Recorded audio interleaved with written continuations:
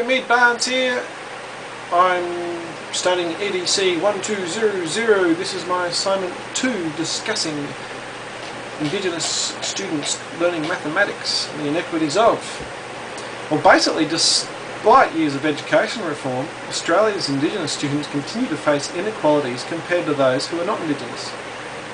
In 2008 National Assessment Program, Literacy and Numeracy, or NAPLAN as we know it, it was shown that Australia's Year 7 Indigenous students only scored 76.5% at or above the national standard. That's compared to 96.4% for non-Indigenous students. Similar results were obtained for Years 3, 5 and 9. The NAPLAN test was designed to test the national standards for Australian students on a level playing field. However, it's not. The delivery of the test questions have not taken into account the socio-economic status, the cultural backgrounds, or the remote living conditions, quality of teaching staff, or the community support available to Indigenous students, and thus have disempowered and further marginalised these people. The NAPLAN tests have highlighted the issues of underachievements of maths for Indigenous students. So, we're going to talk about language with our students, socio-cultural contexts. We're going to look at teachers and the impact that they have on their education, and then we might talk about some solutions and recommendations for providing equity for these students when studying maths. The majority of Australia's remote living Indigenous people speak English only as a second or third language, with traditional languages such as Creole and their own languages. And Creole, for those who don't know, is it's like a pidgin English. It's a mixture of their traditional languages and English, commonly heard up in the Torres Strait. And these two languages quite often take the first two priorities. And this makes understanding our math concepts very difficult, especially when we have reading problem-solving questions which obviously require literacy skills. The QUT, Queensland University of Technology, run a Deadly Maths program for Indigenous students. They found that during their 2006 exams that not one student was actually able to correctly interpret the word problem tests. This inability to understand the problems put before them actually led to anxiety and frustration towards education, and it increased the poor self-esteem and hence disengagement for these students. And they compound these problems. Most problem-solving tasks, which are in your textbooks and often prescribed by teachers, place a very high level of demand and comprehension and literacy skills. Students need to form suppositions, they need to describe in writing, they need to rationalise in writing their methods of solution. You can't just put an answer there. So having English as a second language, that pretty much impeded their ability to learn maths, hence making them feel very inadequate, and they form very cynical outlooks and pessimistic outlooks towards education. I think one thing we need to look at is the daily lives of those who live in regional and remote areas. Their lives are very different to ours, those of us who live in the city. Often Indigenous students in these communities don't have access to the same technology as those in the urban settings, nor do they have access to career paths, and as such they struggle to make the connections. These students often cannot make a connection between the requirements for maths and their own experiences within their own communities. So that saying is, at high school we encourage our students to go off and learn Maths A, Maths B, VET maths. You need these things to get a trade, you need these things to get into university or TAFE, or even if you want to just go be a bartender, you still need to have basic maths. But if you're living up in a remote community, why would you need to know calculus? There's no engineering out there, not for these fellas. They don't understand that. They don't see the value in it. These cultural differences, they're not confined to remote schools. Students who attend urban schools often feel marginalised as well by the teaching practices. They feel that the opportunities aren't there for themselves, and that comes from a very long history of our Indigenous culture and the way that white Australia has treated our Indigenous communities ever since we invaded this country over 200 years ago. So basically what we're saying is that when educators and learners don't share the same cultural interpretations of meaning, the learning of maths will be hindered.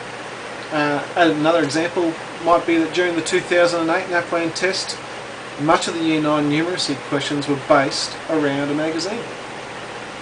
Well, for remote students, they don't have access to these magazines. They're not interested in these magazines. It's very unfamiliar and made it very difficult to comprehend the questions, and as such these guys just left it. They didn't answer it. Hence they got it wrong and a very low score. Another issue that we have is that many teachers in Indigenous schools are non-Indigenous, and quite often they're new graduates. That is, they don't have any experience and display little or no awareness and considerations of Indigenous cultures. In doing so, these teachers tend to teach maths to Western ideals and cultural norms rather than using strategies which contextualise maths into an Indigenous culture. This further marginalises students, and teachers are said to dominate classrooms, preventing students from being involved with decision-making processes, and also hold low expectations of the Indigenous students' accomplishments at maths. The inequality afforded to these students by some teachers, particularly but not only in remote locations, can decrease the capacity to learn maths. And again, the prevailing attitudes of dominance impact negatively upon the students, the teacher-student relations, the teacher-community relations, and results in very pessimistic beliefs and feelings about education as a whole.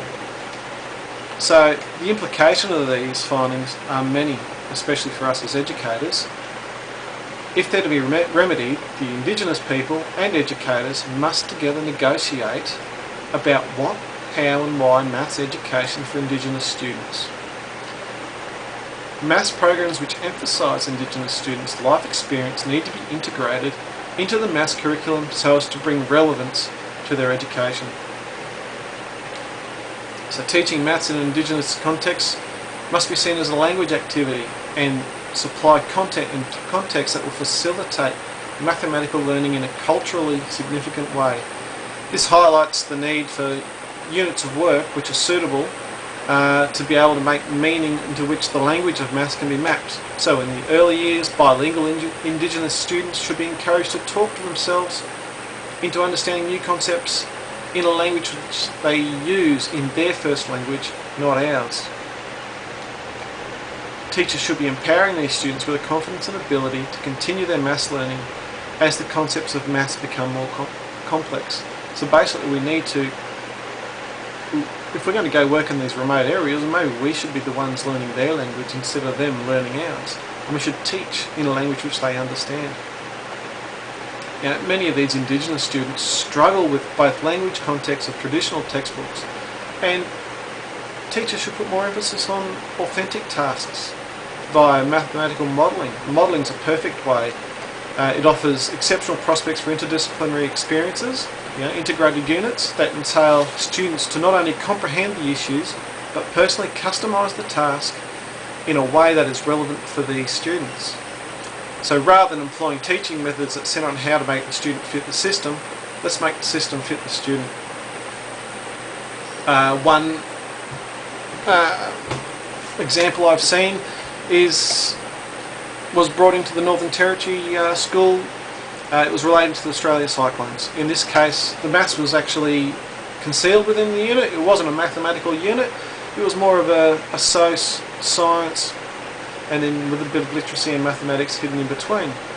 The students worked with lots of visual text, printed text, and they associated the connections between maths entrenched in the unit and their real-world experiences. It was taken from a historical standpoint, which brings in the source, and as an authentic integrated problem-solving unit, it was tailored to fit cultural context of the students. Hence, it was raising the interest in what they thought as a boring or irrelevant subject. Maths. Experiences in maths shouldn't just be real, but also real life. And doing the cyclones brought a very real life experience to these students. It empowered them to assume position as contributors. They can contribute their own thoughts, their own experiences, and they began to understand the purpose and the connections involved. For teachers to effectively introduce integrated mathematics units with these Indigenous students, they must make interactions between the teachers, the students, parents and other members of the community. Go out and talk to the community, talk to the leaders about the role of maths in their students' education. Teachers need to take a more constructivist approach towards education, involving students with the decision-making processes and afford them the ability to control their own futures and learning processes. So gather input from the communities in order to do work which might be authentic. Go out there and find out what's authentic for this community. Involve the students, the parents and other community members into the process. Not just do it yourself and hope all goes well. Teachers need to liberate their classrooms of the stereotypes that we hold of Indigenous students by not